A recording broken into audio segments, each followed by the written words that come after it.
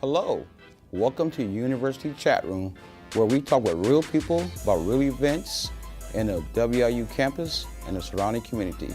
I am your host, Tony Jackson. Today we are honored with our special guest, Dr. Yong Tang. Hello, Dr. Tang, how are you? I'm very good. Thank you, Tony.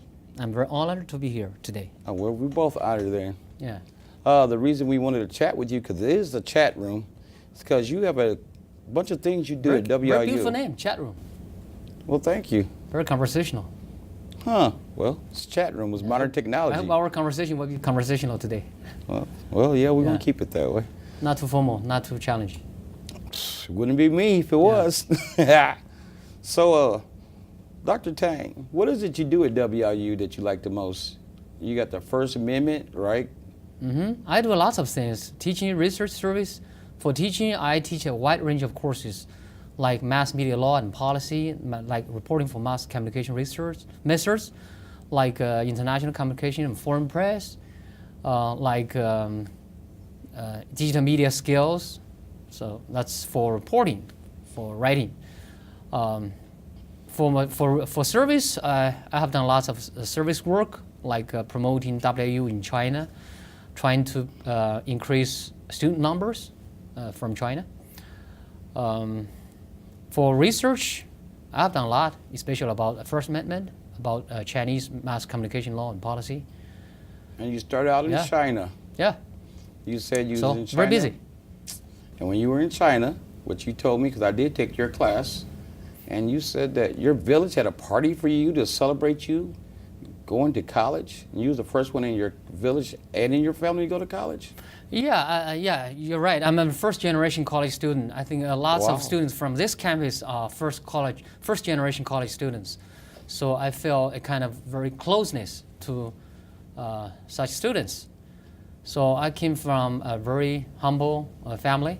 So I have 6 brothers and sisters.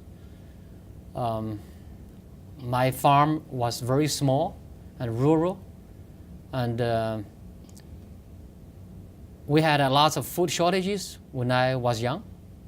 So nobody before me attended college. So when I received an offer from my college, I was so excited. I was working in the field, you know. What was that, wheat and rice? To cut rice. Rice field. Rice field, that's what it was. Okay. Yeah. So when you were... I was so excited, I just jumped out of the field. And really? Yeah. And washed my leg and foot, and I know I'm going to say goodbye to farming. So education is an honor to you. And then. my family had a huge banquet for me, you know. Wow. They slaughtered 5 pigs, organized a huge banquet, inviting all family members and villagers and relatives to attend the banquet. So everyone doesn't attend college in China? I mean, it's not like anybody can go, or? I was the first college student in my family and even in my extended families. I was also first college student in my village and even in my hometown. Wow, so how did that feel to you? At that time, it's back in 1970s or 1980s. So it's very hard. It's highly competitive. So how did you come over here to U.S.? Oh, it's a long story. So I worked for a major Chinese newspaper for more than 10 years. I worked in Beijing as an editor, then I was sent to Washington, D.C. as a residential correspondent. I stayed there for 5 years, and then I went to George Washington to get a master's degree. Then I went to Penn State to get my PhD. Wow, that's a long way. Law and policy. Then after that, I get my job offer from WIU. Then I became professor here. Wow, that's a long way from a rice field, huh? Yeah, you're right. So the message that I have gotten from being around you is not about anything other than your pedigree. You actually are teaching people to educate themselves and do research. And you want transparency in government in China and the United States. Is that what I'm getting out to deal with you? Transparency? Yes, transparency. Transparency is a global problem. Yes. Even in the United States. Yes. We're facing lots of transparency problems, access to government-held information documents, especially after 9/11. So the government is becoming highly and more secretive. In non-democratic countries, like China, like other developing countries. Well, lots of more transparency issues. Right, because But the situation is getting better because, for example, China has freedom of information law today. Do you know that? Just like FOIA here. no.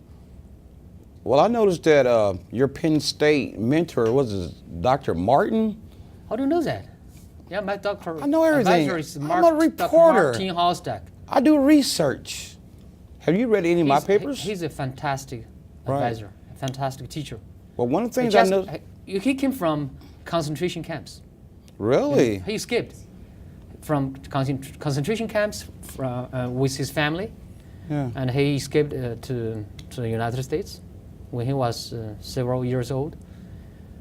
So, and he went to Los Angeles Times to become an editor. Yeah. Well, one of the things that I noticed that he said about you was you know more about the United States government than some of the people that live here, than most of the people that live here. He said that your First Amendment rights and freedom of press is something you specialize in. You've written a lot of papers, right? Yeah, sure. 2012, you was top 50 journalist. 2012? Yeah, was that 2012? You was top 50 journalists, professors, United States. You got that award? You're mentioning the 2012 top 50 journalism professors Yes. from journalismdegree.org? Yes. Yeah. Right. I'm very honored for that distinction, for that recognition. Well, So actually, I was selected among other 49 journalism colleagues in the nation for our excellence in teaching, research, and service. Right. Lots of prestigious universities are included on that list, Right. like Columbia University. Columbia University? Yeah, like George Washington University. Right. Yeah. Well, I had noticed that you said that you wanted to get a second PhD from a more prestigious university because you got your first one from China, right? My first one, was from China, from Communication University of China. Yeah. It's one of the most prestigious journalism colleges in China. Right. Yeah, Penn State is also very prestigious. So public what is university. It's called Public Ivy League. Right. So you have what? 2 PhDs, a master's, and 3 bachelors, Yeah, right? Don't mention that. Don't mention it? Yeah. You're an inspiration to be here. It We're looks like honored to have you. I'm not a degree collector. You're not a degree collector? Yeah. That's exactly where I was going with that. So what is the message that you want to give to So why the do I students? want to get a second PhD? Because I know after working in my field for more than 10 years, I have a strong desire to, to turn back to classroom to become a professor. You said So then you need a PhD, right. to become a professor. I know That's a reality. I had noticed one of the comments you And, made. if you have PhD from United States, that would be much better. Yeah, I had noticed one of the comments that you made that I read. You said that a lot of journalists become professors in the end so they can teach the next generation. Mm-hmm. You said journalism is a high honor in China. They need to be a journalist. That's a high honor. Yeah. I should say that. So why did I become a reporter eventually? Because in China, journalism used to be a very highly regarded profession. They have lots of social influence. They have lots of collections.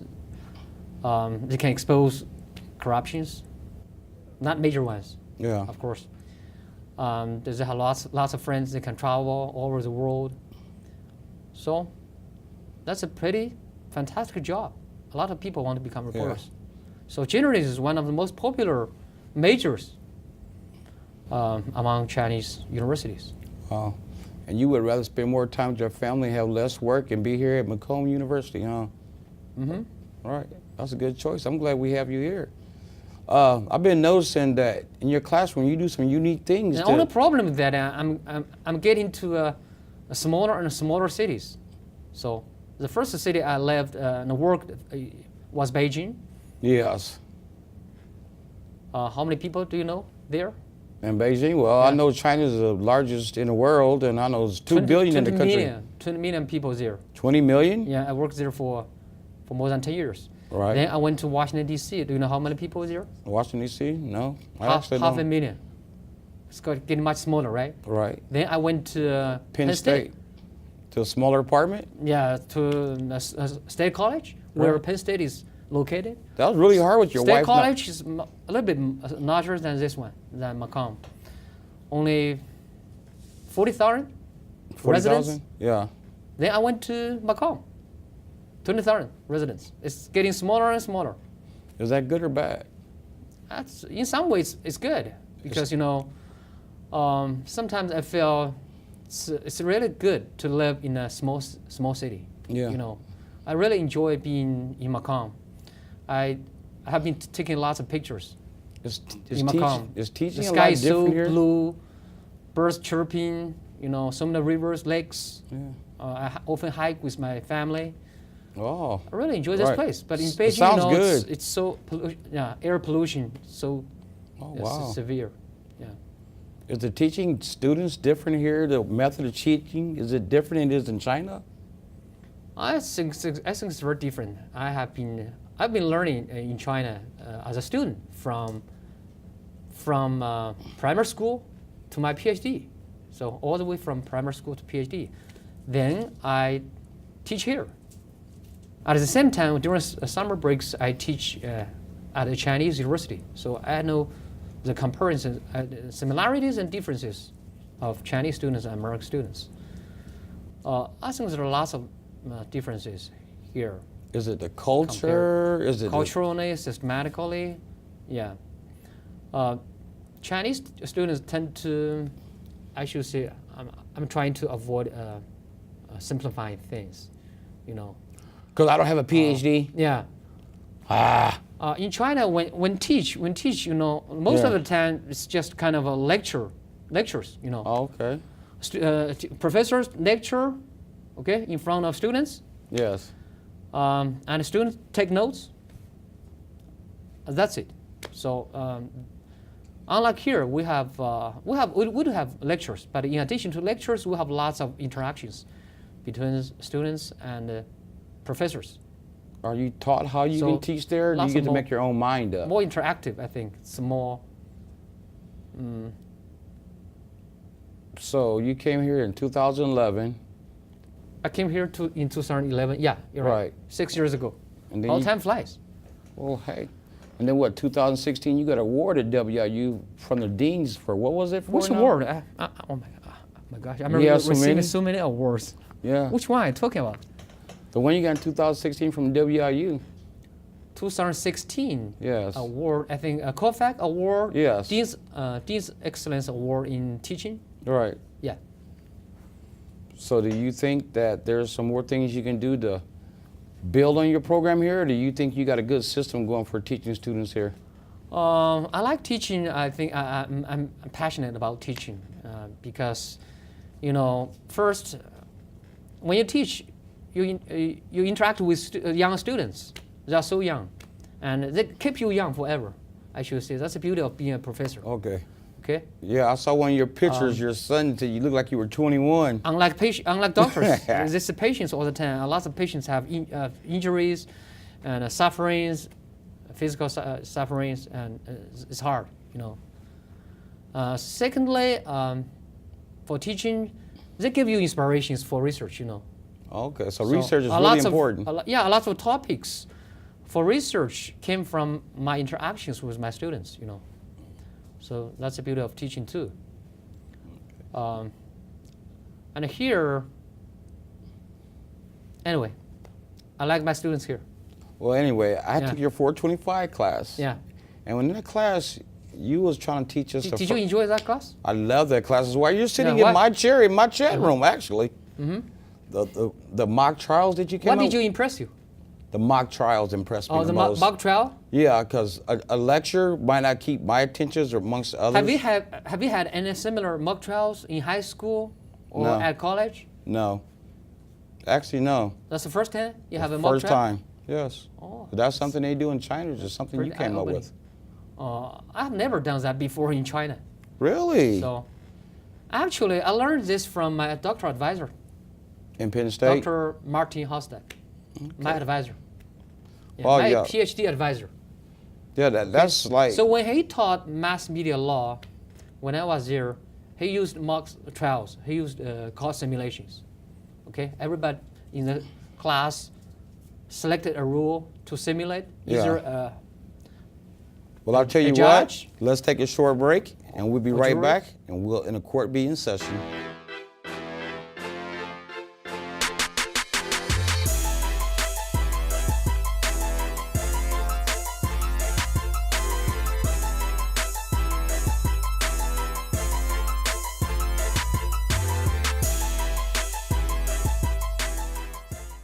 Well, welcome back to the chat room. We're Professor Yong Tang. He's here discussing with us some of the awards and some of the innovative ideas that he comes to WIU with. Professor Tang, what's that award right there? This award? Yes. Actually, I get this award from AGMC. Do you know what is AGMC? AGMC stands for Association for Education in Journalism and Mass Communication. Yes. It's one of the leading academic and professional organizations in our field, in journalism and mass communications. So I received this award for top faculty paper. Okay, so I wrote a paper about the history of China's freedom of information. Yeah. Okay, so I received an award for that article. How many of those plaques have you And gotten? it's very competitive. How many?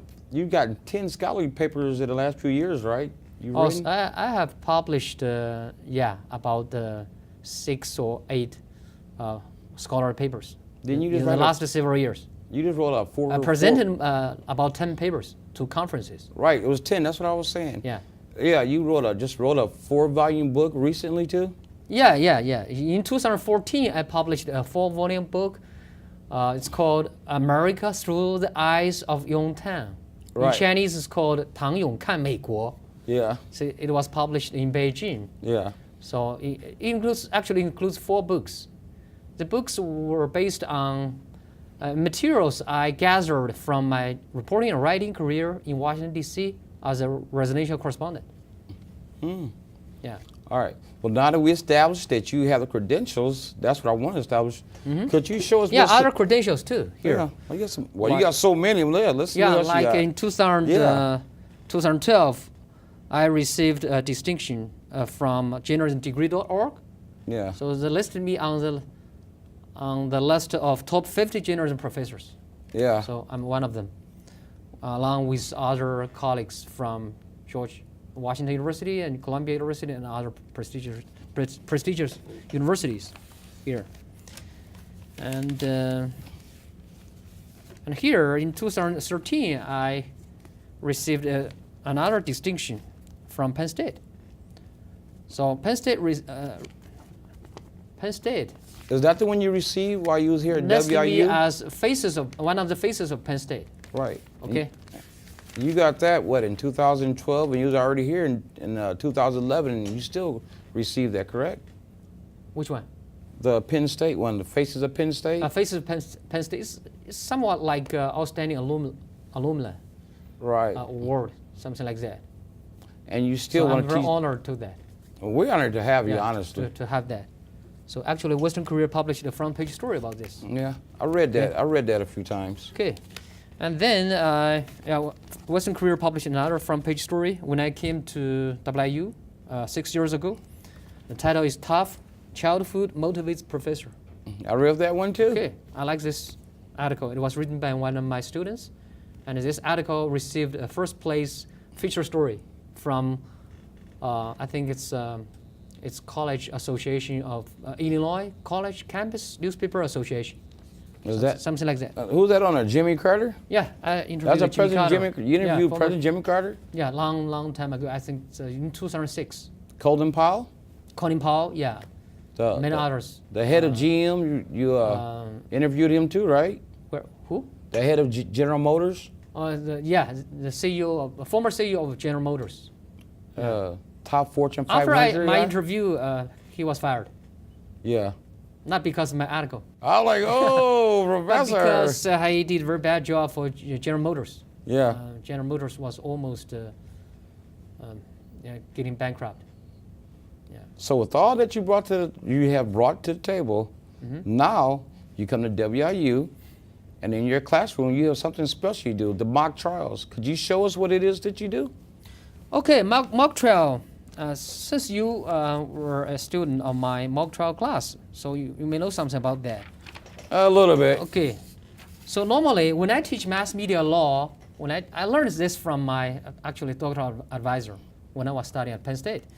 When I teach mass media law here, I use lectures, of course. So for example, I will have a lecture about personal privacy law, about libel law, about freedom of information law, about First Amendment.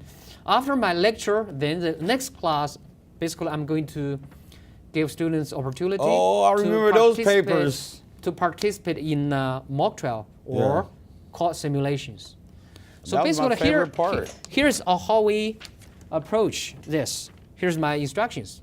So basically every student selects a role to play.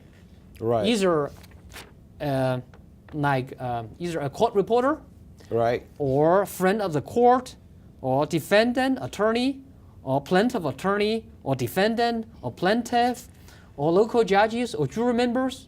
So I will always be the U.S. Supreme Court Justice, Chief Justice. So I'm tenured. Hey, did you know that this is a democratic society? Yeah. And you making yourself always the judge? Yeah. Who voted you in? I don't know, myself. Oh, yeah. Yeah. Well, you haven't been here long enough. You'll get it. We vote you in and we vote you out. Yeah, hopefully you are not voting me out. Oh, no, we love you here. If I do a good job. You've done a great job, Professor. Okay. Honestly, you have.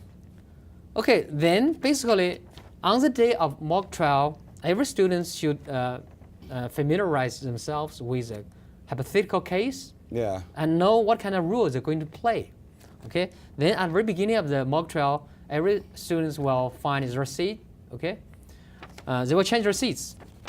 Just like a courtroom. Yeah, just like a courtroom, and dress formally. Okay, and then we will have opening statements from both sides, from the plaintiff side, from the defendant side.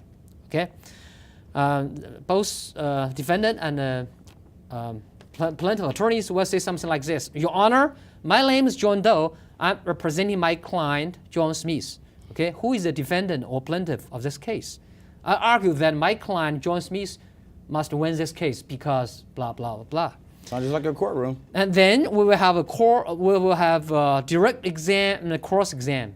So basically, we will both sides will call witnesses to come to court to testify. Okay, and either side will cross examine witnesses. So after that, the friend of the court will come. A friend of the court has nothing to do with the case, but they have a strong interest in this case, and they want to make their argument known to the trial participants. Okay, then friend of court may say something like this: Your Honor, my name is John Doe. I'm president from like AGMC or American Civil Liberties Union. I'm the friend of the court today. I want the jury and the local judge to rule in favor of the defendant or plaintiff because blah, blah, blah. Okay? Then we will have closing statements from both sides.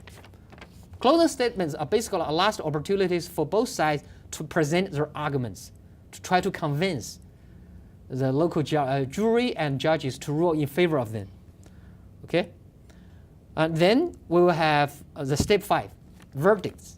The jury members will come to the hallway and they will have discussions in private. Yes. And I remember those days. Then they will reach a verdict. Yeah. Okay? After they reach a verdict, one of the jury members will report the decision to the judge. Then the judge will, of course, deliberate among their colleagues if we have more than one judges, and then they will make their rulings. They can either overrule the local jury's verdict, or they can confirm, okay, the local jury's decision.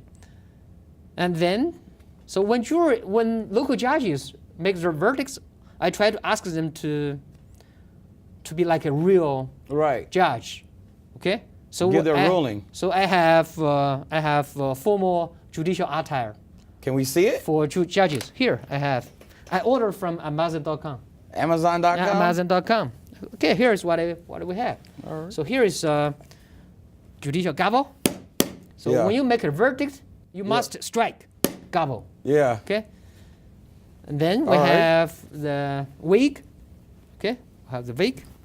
like this. Yeah. When you make decisions, you must wear the wig.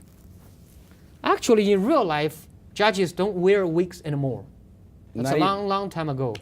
What about in Britain? Thomas Do they still do that over Jefferson that didn't like this. So he said, the wigs makes judges look like monsters. Do you think that your students get a lot out of this, though? Yeah, of course. This is a wig. And then we have ropes, of course. And here, rope, judicial ropes. Okay. And here, judges will wear the rope. Okay. Right. Pretty good. Yes, it is. And then, after that, a local judge will make a verdict. And then, either plaintiff or defendant will appeal the case to the U.S. Supreme Court, okay? And I will be the U.S. Supreme Court Chief Justice. You're always the Chief Justice. Always, okay. And then I will make a verdict. Yeah. And I provided the verdict, provided the court with a rationale. So why do I make this? Why do I make this kind of decisions? Okay. And then last part, I think it's the funny part, and a reporter will produce a short news story about the whole verdict, the whole trial, and read aloud the need to all of the students. And pictures are sent to you too, via email too, right? Yeah, I ask students, one photographer to take pictures, and I ask reporters to take notes, and they must send pictures and notes to me by email. Well, see, for grades. Well, Professor Tang, this is what I had noticed. I loved it. Yeah. That's what I had noticed, that you could do anything. You done sat with presidents, secretaries of states, Washington correspondent, but you'd rather come here to WIU and you teach the students how to become better reporters, better researchers. You do the digital media printing. Digital media skills? Media skills. You do mass media law. You teach First Amendment. My gosh, I'm teaching everything. You're teaching basically. everything. Yeah. You get more enjoyment out of it, and you can spend time with your family. I have very little time for my family. I'm sorry for that. Well. Yeah. Unfortunately, you know, a man has to work. Yeah, sacrifice, you know, sometimes you have to make a choice. Yeah, I try to spend more time with my family. Well, what you said, what you emphasize to your teachers, to your students, that they can get out of poverty by educating themselves. And that's what I've learned. Yeah, just like me, get out of poverty. Yeah, education is a way to retrain yourself, is a way that no matter where you're at in life, you educate yourself, you can change your station in life. This is what I've also noticed. And that's why I wanted to invite you today to the chat room. Okay, thank you so much. Because you have such a good message that you have been giving out. And more people would be honored if they could actually meet you and understand you're trying to help them further their careers so they'll know when they're out there as reporters what they can't legally do. Because the limited public figure that you're talking about, and a public figure, and then how at certain levels people can say more and certain levels they can't, that's something that people don't know. And that's why a professor like you, with all your knowledge and all your experience, you're willing to come so that the next generation reporters can be knowledgeable. Yeah, I'm very proud of First Amendment. I think that's what makes America different from many other countries. I know. First Amendment enables American citizens to have a freedom of the press and freedom of the assembly, and five freedoms in total. Right. You know that, right? Freedom of expression, freedom of the press, and 3 other freedoms. Okay. Right. And I should say, compared to other countries, America has most freedom of expression. And research is your cup of tea, right? Freedom of the press is not quite good, but still much better than many other countries. And do you think that through all that you're making better students here then, because you're giving that information? Is that your whole goal? They can take care of themselves, be out of poverty, and then they can be better researchers. And it all comes from this kind of teaching, I believe. A central purpose of teaching, I think, is to influence lots of people. Influence lots of people. Not only get yourself out of poverty, but to get lots of people like you out of poverty and become successful persons. You know, without education, I won't be able to sit here to talk with you. I think I would become a construction worker maybe in China. Because of education, I'm able to travel everywhere and become what I am today. Well, So I want my students to be inspired by my experience. Well, I am inspired. And Well, to become a successful writer, just like Pulitzer writer. well, check this out. You won't Hear believe that ye, we have hear ye, we hear have ye. 2 Pulitzer Prize winners. You know that? We're out of time for right now. And Professor Yong Tang, Well, we're only out of 10. it's been enjoyable having you here. I hope we I have wish we 10. could talk to you forever, but Yeah. if people want to talk to you, they can take your classes at WIU. This has been a University Chat Room host, Tony Jackson.